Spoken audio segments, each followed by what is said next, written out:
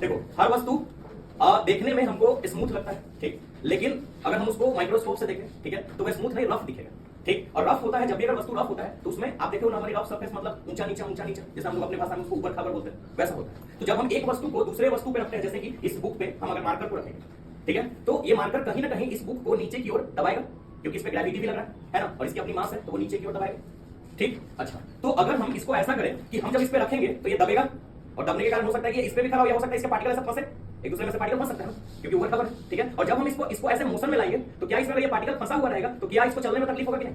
अगर ये स्मूथ होता, जैसे अगर ऐसे सरफेस होता तो आराम से इस पे चल लेता, लेकिन अगर सरफेस इस तरह से हो, इस तरह से ऊपर खबर, तो ये एक दूसरे में फंसेगा कि नहीं? आगे बढ़ने में इसको प्रॉब्लम होगा, क्योंकि जब इस गैप में बजाएगा तो यहाँ एक बॉन्ड बनाएगा, एक बंधन, ठीक है। और वो बंधन को तोड़ने के लिए हमको ज्यादा फोर्स लगाना पड़ेगा, और अगर ये बंधन नहीं होता तो आराम से चल जाता। तो जितना ज्यादा ये रफ सरफेस रहेगा, ठीक है, उतना ही ज्यादा इसमें ऊंचा नीचा होगा, और उतना ही ज्यादा ये बॉन्ड बनाएगा, उतना ही ज्यादा ये फंसेगा, तो इसको आगे जाने में तकलीफ होगा। यही है घर्षण का कारण।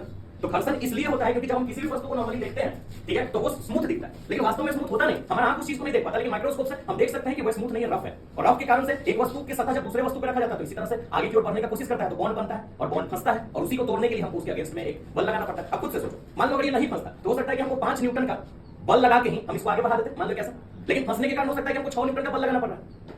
समझ रहे बात ना? तो इसका मतलब 5 न्यूटन न लगा के हमको 6 न्यूटन लगाना पड़ रहा है, तो कुछ ना कुछ ज्यादा बल लगाना पड़ रहा है। तो ये ज्यादा बल किसके कारण से लगाना पड़ रहा है? कोई अगेंस्ट में मेरे काम कर रहा है, ये कोई ऐसा फोर्स जरूर है जो मेरे अगेंस्ट में है, और वही अगेंस्ट वाला फोर्स क्या है? Friction force. अब फ्रिक्शन फोर्स की वैल्यू कितनी है वो देखा जाएगा तब तक, ठीक है।